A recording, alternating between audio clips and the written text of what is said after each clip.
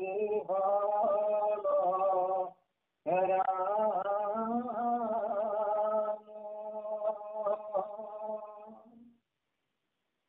সুখে দুখে মুখে জুনু সারে রাম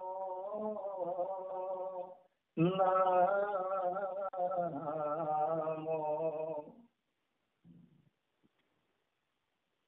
অভ্রাতৃগণে দেখি অনন্তরে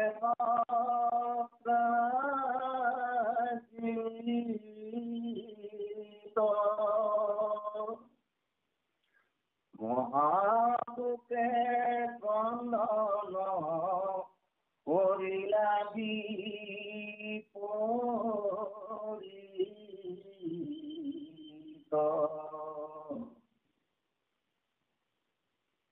অশ্যামন্ত পথে ভিগলা বনক ভূয়া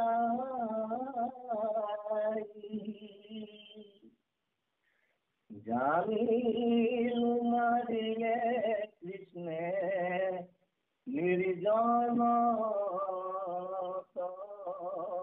পাই খুঁজি না পাই ভাই কুমারী কৃষ্ণে নীলাম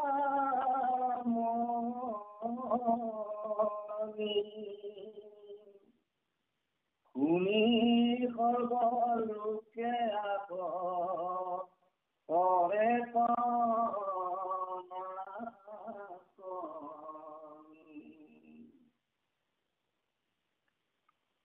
বেপছন্দ করে কেহু মাধব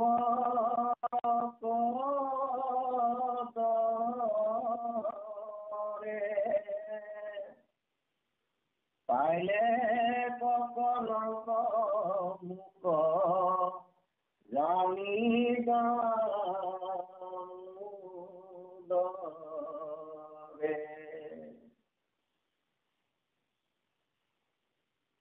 ইমতে দুর্যক্ষ গোসাও গুণী ভগবন্ত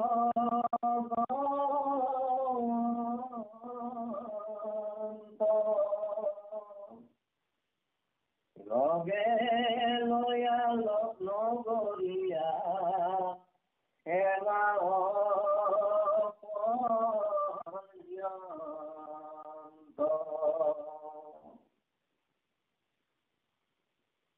পথে নর পথে চলি যাদব মালি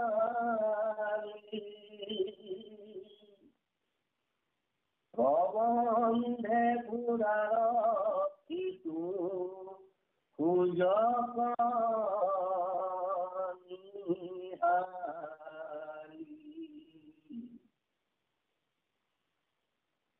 কতু দূর গয়া পাশে দেখিলাম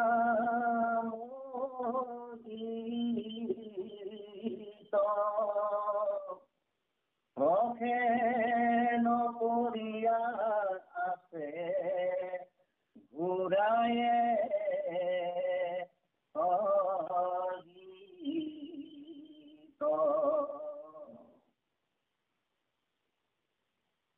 সিংহে মারি মনিরা জানিব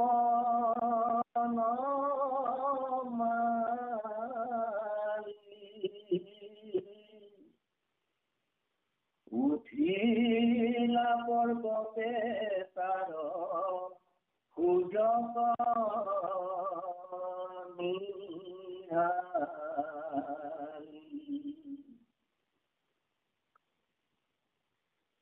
মরি পড়িয়াছে সিংহ দেখিলাম মুরারি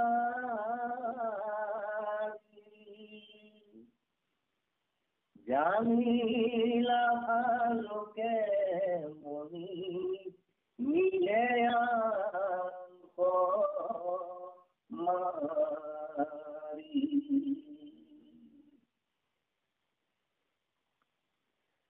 দেখি খবর জন দইলা মনত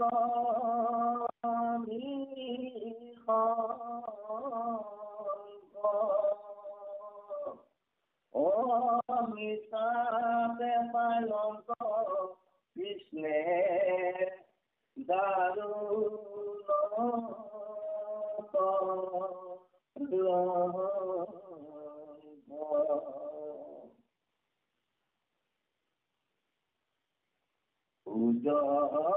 বুড়ি ভালো গত পাইলা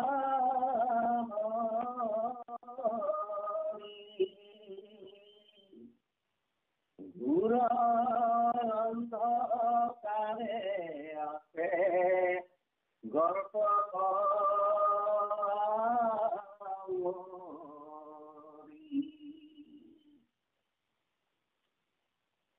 দেখি খেলা গণ হবে বাহির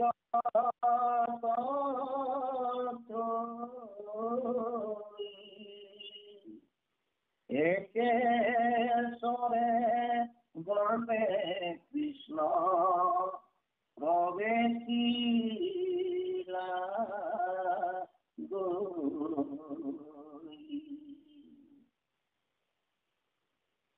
তথা কমলিক কৃষ্ণে দেখিল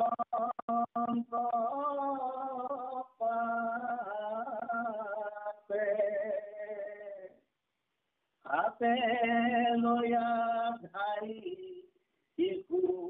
মলান্তে আছে লইবে লাগি হরি সমীপ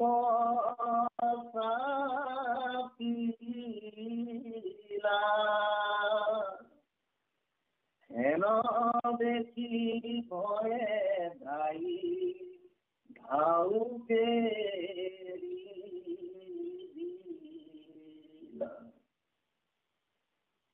উঠার মনুষ্য গুণে মনি নেই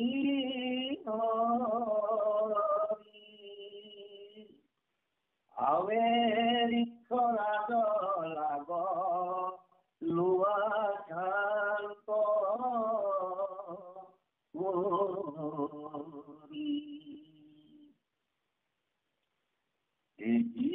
বুলি ধাই আসি করে আর না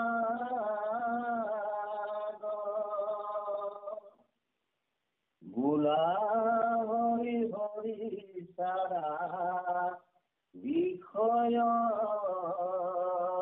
নিখাদ হরি রাম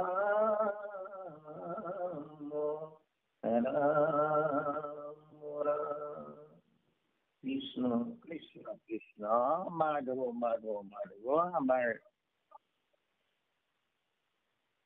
জয় গুরু শঙ্কর সর্বগুণায়ক জয় করি নদীকে পাম তো হরি শরণ করে পকাতি বারে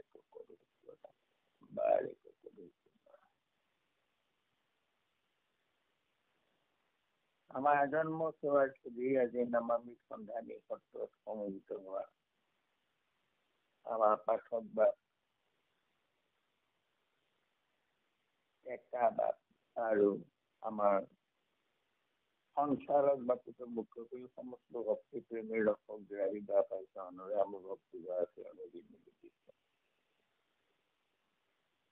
আমি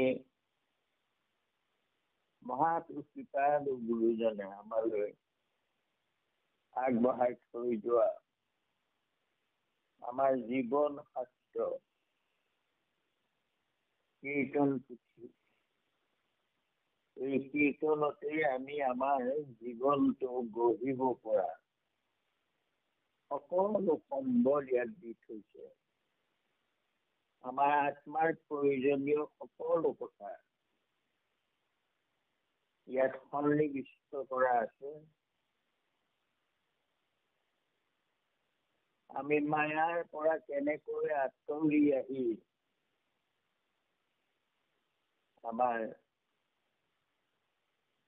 পৰম তত্ত্ব আত্মা তত্ত্ব উপলব্ধি কৰিব পাৰোঁ, সেই জ্ঞানখিনি আমাক এই কীৰ্তন পুথিৰ জৰিয়তে দি আছে। এয়া ভগৱন্তৰ লীলা গুণ আৰু লীলা চৰিত ইয়াত সন্নিৱিষ্ট কৰা আছে। আৰু কলি যুগৰ কাৰণে এয়ে আমাৰ কৰণীয়, আমাৰ পালনীয়। একো কৰিব নালাগে, মাত্ৰ তেওঁৰ গুণ আৰু লীলাখিনি আমি পঢ়িব লাগে, আমি গাব লাগে, আৰু লগে লগে তাৰ কি তত্ত্বটো আমাক বুজাব গৈছে এই কথাটো আমি নিজে বুজি পাই আমাৰ জীৱনত খটুৱাব লাগে। প্ৰথম কীৰ্তন ঘোষা জনাতে ক'লে, বনমালী জগ মোহন ৰাম, সুখে দুখে মুখে জনো চাৰে নাম নাম।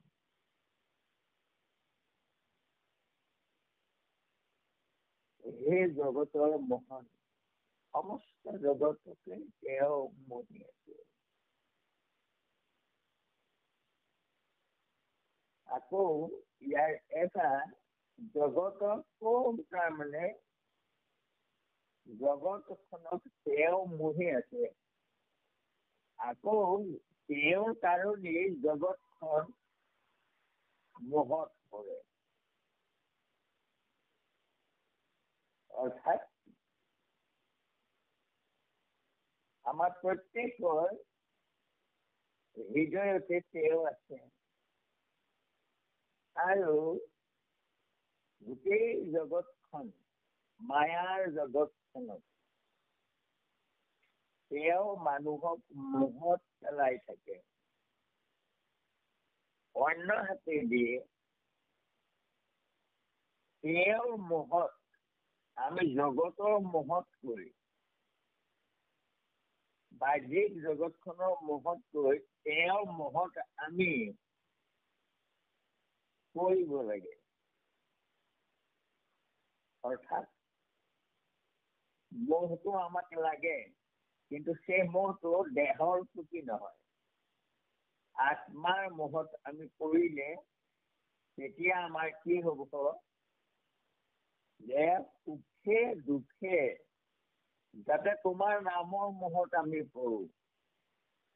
প্ৰভু, তুমি জগতৰ জগ মোহন, গতিকে তুমি আমাৰ মনটো যাতে তোমাৰ নামত মোহত পৰে, এই কৃপা আমাৰ কৰা প্ৰভু, যাতে সুখে দুখে তোমাৰ নামৰ প্ৰতি আমাৰ মোহ বাঢ়ে। ভাতৃক নেদেখি অনন্তৰে সতৰ্য, মহাসুখে ক্ৰন্দন কৰিলে বিপৰীত। যেতিয়া ভায়েকে ইমান সুন্দৰ মণিভাগ পিন্ধি মৃগয়ালৈ গুচি গ'ল, তাৰপিছত বহুত দিন ভায়েক ঘূৰি অহা নাই, তেতিয়াও কান্দিবলৈ লাগিছে। কেলে কান্দিলে? সমন্তক পিন্ধি গয়া মনক ভূয়াই, জানিলো মাৰিলে কৃষ্ণে নিৰ্জানত পায়। যে অকলে ভাইটোৱে সামন্তমণি পিন্ধি গ'ল বনলৈ, অন্য হাতে কৃষ্ণই সেই সামন্তমণি বিচাৰিছিলে, আৰু মই সেই সামন্তমণি নিদিলো। অৰ্থাৎ জগতৰ ঈশ্বৰকো মই তাৰ চিনি নাপালে, মণিটোৰ মোহত পৰি সেই মনিৰ মোহত পৰি তেওঁ কৃষ্ণকো চিনি নাপালে, জগতৰ মোহনকো চিনি নাপালে, নোপোৱা কাৰণে নিদিলে। আকৌ এতিয়া তেওঁ এয়া সন্দেহ কৰিছে, সন্দেহবাদী মন। কৃষ্ণৰ প্ৰতি তেওঁ বিশ্বাস নাই। কৃষ্ণই যে কাকো অন্যায় নকৰে এই জ্ঞানটো তেওঁৰ নাই। নথকাৰ কাৰণে কৃষ্ণকে কলংক দি আৰু এটা ডাঙৰ পাপত পৰিলে তেওঁ। আমাৰ এটা কথা আছে, শুনা কথাত নিদিবা কাণ, দেখাও লবা তিনি প্ৰমাণ। এইটো আপ্তবাক্য। মানুহে শুনা কথাত কাণ দিব নালাগে। আৰু দেখা কথাটো তিনিটা প্ৰমাণ কৰি পেলাইহে তাৰ হেৰি কৰিব লাগে। ইয়াত এটা কাহিনী আছে, মই কাহিনী কৈ দিছো আপোনালোকক। এজন ৰজা পিতৃবিয়োগ হোৱাত ডেকা ল'ৰা তেওঁক তাৰমানে ৰাজ্যভাৰ তেওঁক ৰজা পাতিলে। আৰু ইতিমধ্যে তেওঁ সেই ভাৰ্যা, ডেকা ৰজা আৰু ভাৰ্যাও বৰ সুন্দৰী মহাসতী ভাৰ্যা, খুব মৰম কৰে। এইদৰে থাকোঁতে তেওঁলোকৰ আকৌ এজন সহায়কাৰী লগুৱা এজন আছিলে। সেই লগুৱাজনে সদায় তাৰমানে ৰজা ৰাণীৰ বিচনা চিচনা পাৰি মেলি একেবাৰে সকলো সেৱা কৰি থাকে লগুৱাজনে। ইতিমধ্যে সেইদিনা ৰজা ৰাণী এই সকলে তাৰমানে ৰাতি খোৱা বোৱা কৰি মেলি থাকোঁতে এই লগুৱাই আহি পেলাই তাৰমানে বিচনাখন পাৰিছে ৰজাৰ। আৰু পাৰি পেলাই ইমান কোমল, একেবাৰে ইমান ধুনীয়া বিচনা। এইখন বিচনা ৰজা ৰাণী ইয়াত শুৱে, ইমান সুন্দৰ সুকোমল। মই অকমান শুই চাওঁ, তেওঁলোকে ভাত খাই আছে, কেনেকুৱানো শুবলে। শুই দিয়াৰ লগে লগে তাই টোপনি আহি গ'ল। ইফালে ৰজাই আকৌ খাই গৈ তাৰমানে সন্মুখত থকা ফুলনিলে তাৰমানে গুচি গ'ল। অকণমান ৰাণীয়েও খাই গৈ উঠক, আৰু তাৰপিছত মই শুবলৈ যাম বুলি তেওঁ অকণমান তাৰমানে খোজকাঢ়ি ফুৰিলেগে খাই বৈ উঠি। ইফালে ৰাণীয়ে খাই বৈ উঠি হেৰি কৰি আহি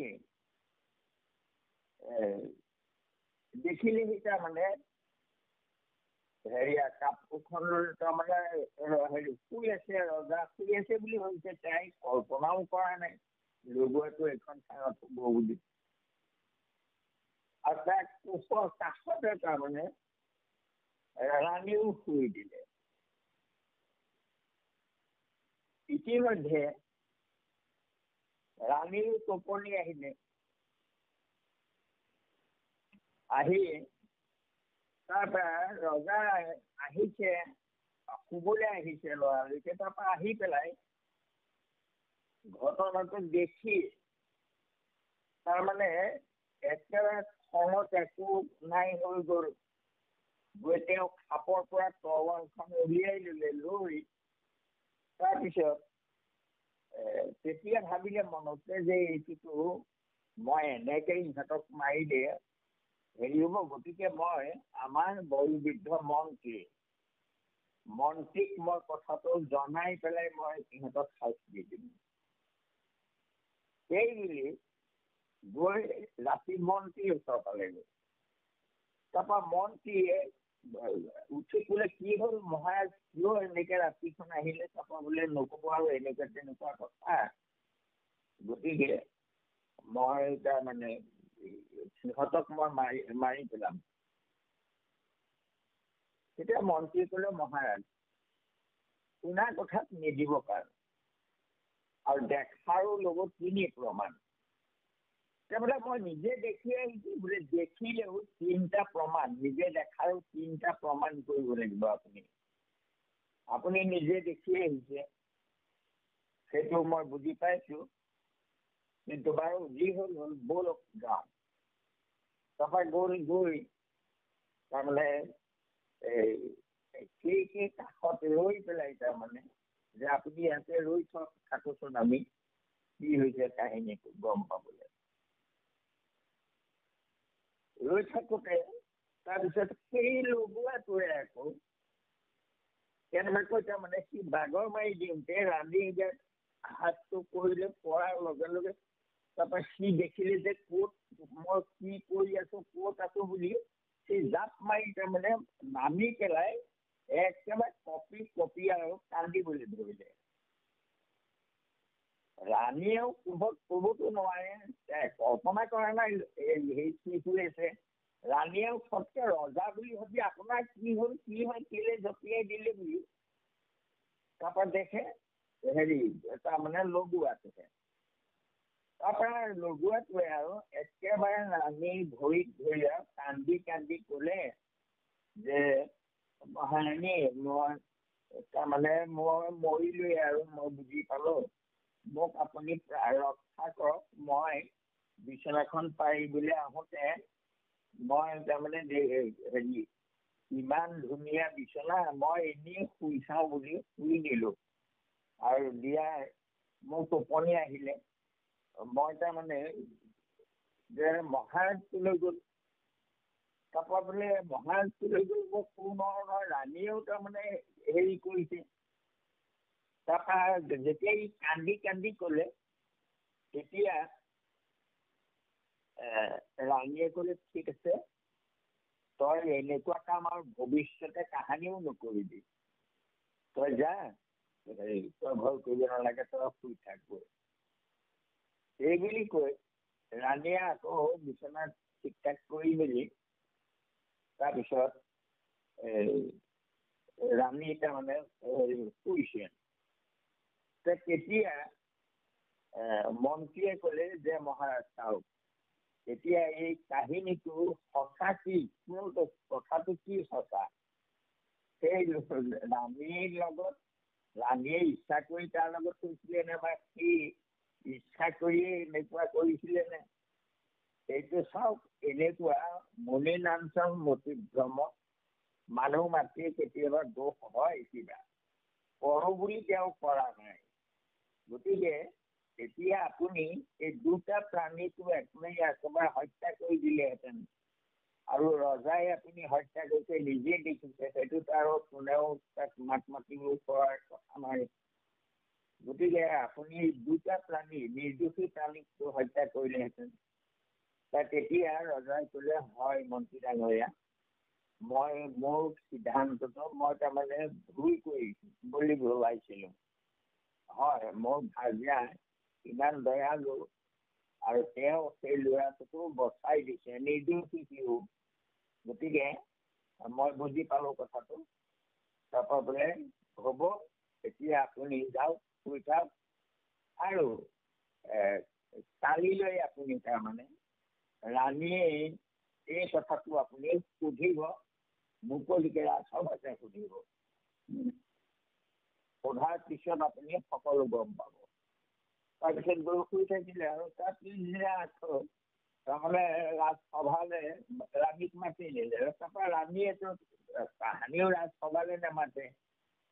তাৰপৰা ৰাণী গ'ল, গৈ ৰাণীৰ মনতে চেবাইছে যে কিবা কাৰণত তেওঁ গম পালে নেকি কথাটো। তাৰপিছত তেতিয়া যে ৰাণী, মই কালি ফুলনিত ফুৰিবলৈ যাওঁতে এনেকে মই গম পাইছিলো আমাৰ তাৰমানে শৰণ কক্ষত তুমি কাৰোবাৰ লগত যেন কথা পাতি আছিলা, মই এনেকুৱা শুনিছিলো। গতিকে কথাটো কোৱাচোন, তুমি কাৰ লগত কথা পাতিছিলা? তেতিয়া ৰাণীয়ে আৰু হাত জোৰ কৰি কান্দি ৰাণীয়ে তাৰমানে ৰাণীয়ে বুজি পালে যে ৰজাই আহি মোক বোধহয় দেখিছিলে বা হেৰি হ'ল কেনেবাকৈ।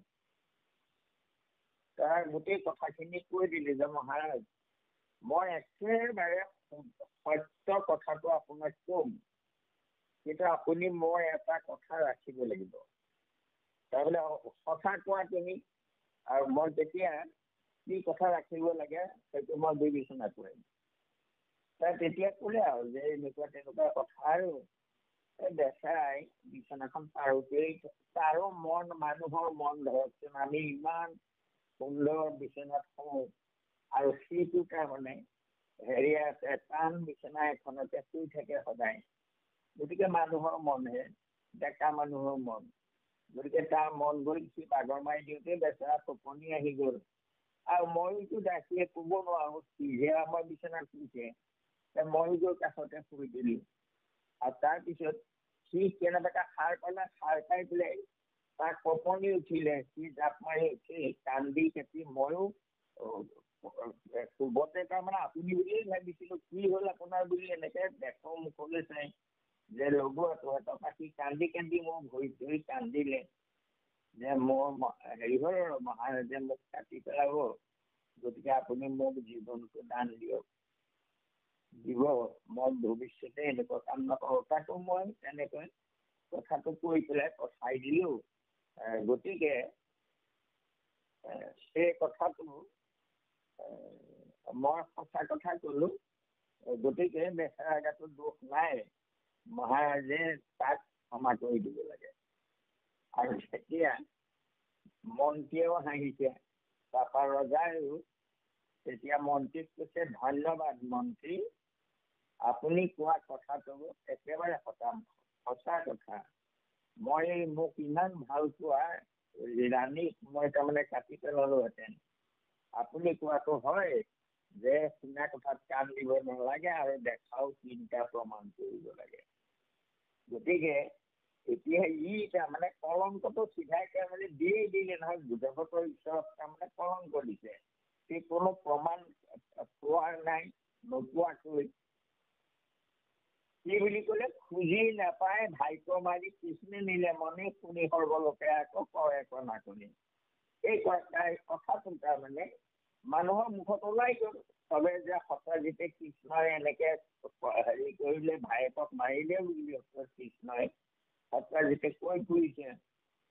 ইকান সিকানকে আহি পেলাই ৰজাই প্ৰভুৰ কাণত পৰিলে, আৰু বেকতে নকয় কেহো মাধৱকৰ দৰে যে গোসাঁইৰ বদনামৰ কথা কোনেও ভয়তে তাৰমানে বেকতে ক'ব পৰা নাই।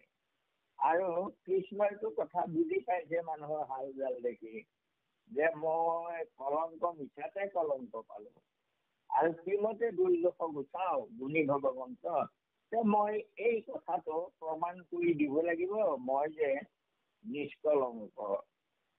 আৰু লগৰীয়া খানা ললে, আৰু লৈ সেই ঘোঁৰা যোৱাৰ খোজে নগৰীয়া খানা লৈ পেলাই তাৰ অন্বেষণ কৰিলে, আৰু গৈ কি হ'ল,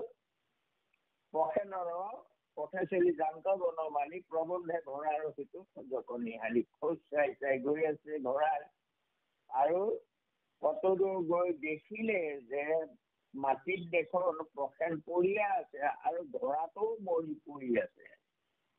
সিংহে মাৰি মণি নীলা জানি বনমালী, উঠিলা পৰ্বতে তাৰ খোজকনিহালি। আৰু সেই খোজ চাই চাই ইতিমধ্যে সিংহই লৈ গ'ল মণিটো, সিংহৰ খোজ চাই চাই আকৌ পৰ্বতলৈ উঠিলে। মৰি পৰি আছে সিংহ, দেখিলা মুৰাৰী জানিলো ভালুকে মনে নিলে আন কমাই। তাৰ তেতিয়া দেখিলে যে ভালুকৰ লগত যুদ্ধ হ'ল আৰু ভালুকটো খোজ চাই চাই তাৰমানে আগবাঢ়ি আকৌ গ'ল। খাটাং তাৰমানে সিদ্ধান্তটো উলিয়াবৰ কাৰণে। দেখি সৰ্বজন হলে মনত নিশংক, মিছাতে পাইলন্ত কৃষ্ণে দাৰুণ কলংক। এই লগত যোৱা সৈন্যবোৰে যে কৃষ্ণ কি মিছাকে ইমান দাৰুণ কলংকটো দিলে, এইটো কেনেকুৱা কথা, এই বুলি তেওঁলোকে তাৰমানে সৈন্যবোৰে দুখ কৰিছে মনতে। সজগুৰি ভালুকৰ বৰটকাইলে হৰি ঘৰ অন্ধকাৰে আছে দৰ্শকা আৱৰি, দেখি সবখানা গণ বাহিৰতো থৈ একেচৰে গড়তে কৃষ্ণ প্ৰৱেশিলা গৈ। আৰু গৈ দেখিলে যে এটা গাঁতত তাৰমানে প্ৰৱেশ কৰিলেগে। তাৰমানে জাম্বৰ মুঠৰ যিটো গাঁত আৰু আন্ধাৰ, সৈন্যবোৰ তাৰমানে বাহিৰতে থলে আৰু থৈ কৃষ্ণ অকলে গাঁতলৈ সোমাই গ'ল। তথাপি মণিকো কৃষ্ণে দেখিলে পাছে হাতে লৈ ধাই শিকো মৰণ। তাত গৈ দেখিলে যে ধাই যদিয়ে মণিটো হাতত লৈ কেঁচুৱা কোমলাই আছে। তাৰমানে জাম্বন্তৰ কথাটো হ'ল ইমান সুন্দৰ মণিটো তেওঁ ভকত, তেওঁ নি পেলাই তাৰ আগগুৰি বিচাৰ নকৰাকৈ সেই মণিটো ল'ৰাক ধেমালি কৰিবলৈ দি দিলে। গতিকে সেই জাম্বন্ত যে লুটি ঘুটি হ'ল হোৱাৰ কাৰণটো হ'ল সেইটোৱে। কাহিলে লাগি হৰি সমীপ চাপিলা, এনে দেখি ভয়ে ধাই ধাও গেৰি দিলা। আৰু কাঢ়ি ল'বৰ কাৰণে কৃষ্ণ তাৰমানে কাষলৈ গ'ল মণিটো কাঢ়ি লৈ যাওঁ বুলি। আৰু তাকে দেখি তাই চিঞৰি চিঞৰি গেৰি দি দৌৰিলে। পথেৰে মণিটো গৈছে মণিনয় হৰি আবিৰ ইচ্ছা লাগল অজান্ত কৰি কৰবাৰ মানুহ এটা আহি মণিটো লৈ যাবলৈ বিচাৰিছে যে ঋক্ষৰাজ অৰ্থাৎ জাম্বন্ত, ঋক্ষৰাজ তুমি বেগেতে গৈ তাৰমানে তাৰ হেৰি কৰা মণি কাঢ়ি নিবলৈ আহিছে। এই বুলি ধাই আতি কৰে মাধৱ। এইদৰে তেওঁ তাৰমানে চিঞৰিছে যে হেৰি মহাৰাজ জাম্বন্তৰ ঋক্ষৰাজ, কোনোবাই মানুহ এটা আহি বৰোবাৰ মণিটো লৈ যাব কৈছে, আপুনি বেগেতে গৈ এইটো ৰক্ষা কৰা গৈ মণিটো, এই বুলি তাৰমানে চিঞৰিছে। যি কি নহওক ইয়াৰ পিছৰখিনি কথা আমি কালিলৈ পঢ়িম। এই সুন্দৰ কাহিনী ভাগৰ জৰিয়তে আমাক এই জ্ঞানখিনি দিব বিচাৰিছে গুৰুজনে যে জগতৰ ঈশ্বৰকো তাৰমানে মানুহে সন্দেহবাদী মানে জগতৰ ঈশ্বৰকো কৃষ্ণৰ কথা বুজি নোপোৱা অৱকতে গোসাঁইকো কলংক দিব বিচাৰে। আৰু গোসাঁইও আকৌ নিজৰ কলংক মোচন কৰিবৰ কাৰণে তেওঁ চেষ্টা কৰিছে, প্ৰমাণ কৰি দিছে যে তেওঁ কলংকিত নহয় আৰু কাহানিও নহয়, হ'ব নোৱাৰে। কৃষ্ণ মাধৱ মাধৱ। হয়, আমি এইখিনি ক'বলৈ যাওঁতে হ'ব পৰা প্ৰাৰ্থনী মূলখন কৰিব কোটি কোটি ঘৰৰ অপৰাধাৰতে কৰমৰি দুয়াক হয়। হে হৰি মুখ দাস হেন মানিক সমী উপকৃপাময়, সমী উপকৃপাময়, সমী উপকৃপাময়। শ্ৰীমন্ত শংকৰ হৰি ভকতৰ জানা যেন কল্পতৰু তাহান তুমি নাই। আমাৰো পৰম গুৰু, আমাৰো পৰম গুৰু, আমাৰো পৰম গুৰু কৃষ্ণ মাধৱ মাধৱ। কৃষ্ণ সত্য দোহাইছো কৃষ্ণ কৃষ্ণ কৃষ্ণ কৃষ্ণ কৃষ্ণ। কুঠেৰ মনুষ্যৰূপে মলিনে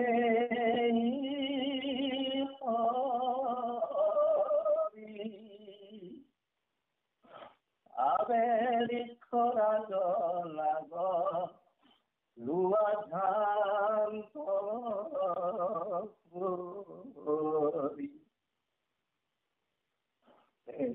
বলি ভাই রাতি করে আর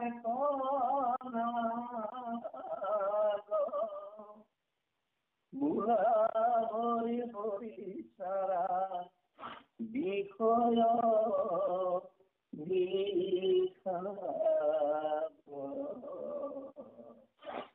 হরি রাম রাম কৃষ্ণ জয় রাম জয় নারায়ণ জয় কৃষ্ণ জয় জগদ্গুরু শ্রীমন্ত